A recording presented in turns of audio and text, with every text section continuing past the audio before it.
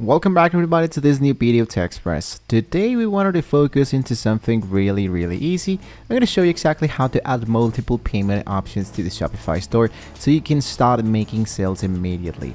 So the first thing to do is to create a get paid ways to stay full regards to configuring payment method. The first thing to do of course is to open your Shopify administrator and get these payment methods configured. So once I am logged into my dashboard of the Shopify, here's getting started. Focus into the option that says settings. Into the left corner it says settings. So I'm going to click here. And then what I wanted to do is to activate the Shopify Payments. Now the Shopify Payments is Shopify's own payment gateway, and it's highly recommended because it streamlines your operation and often reduces transaction fees, right? So if you haven't activated yet, you'll see a section called Shopify Payments under the section that says Payment Elements. So here, and to complete your account setup, you can just click into the element to activate your Shopify Payments. You will be prompted to provide essential business information for verification. So this includes your legal business name and address, your employee identification number, your tax ID, or even personal details for the account representative. Right, so you can add your bank account details where you want your payouts to be deposited, and make sure all your information is accurate to avoid delays. Now Shopify also requires to add a two-step verification authentication to your account for security before you can fully activate the Shopify Payments. Once all of these details are entered and verified, you can click into complete your account or activate it. Now, once this has been now successfully active, the Shopify Payments will automatically enable credit card payments like the Visa, MasterCard, Amex, as well as the digital wallets.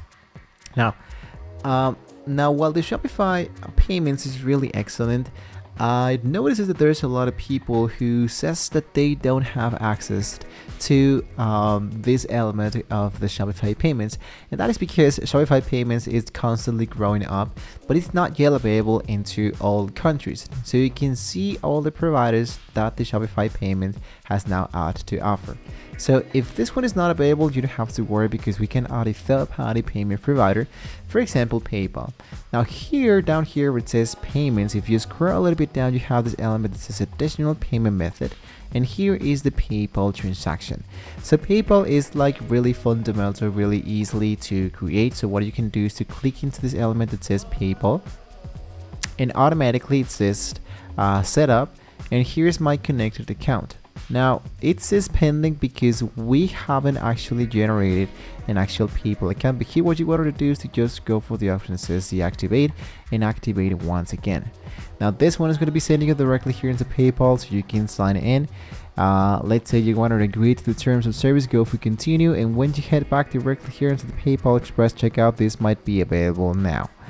And the last solution that I can give you is to try it out with another provider, such as Stripe, for example. In my case, what I want to do is to just look out for the element that says see all the other providers, just in case I don't have Shopify Payments or PayPal available.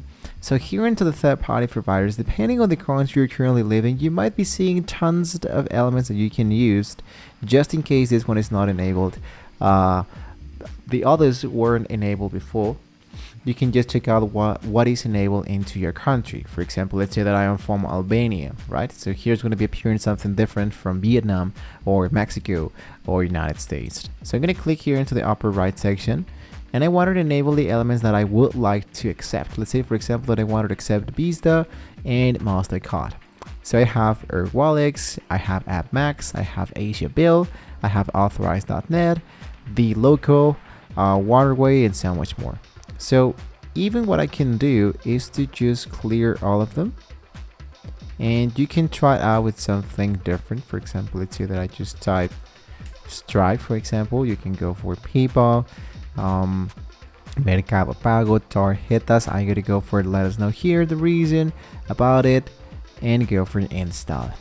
Once you hit into this option that says install, this will be right away activated into your store. Now in this case, I am not going to be adding this card into the store because we already have an actual active store that do have the actual element of the payment gateway. So I'm going to show you just into this other store how it actually looks, the payment gateway. I'm going to click into payments, and here you can see that we have an actual Stripe account. and if we have the people.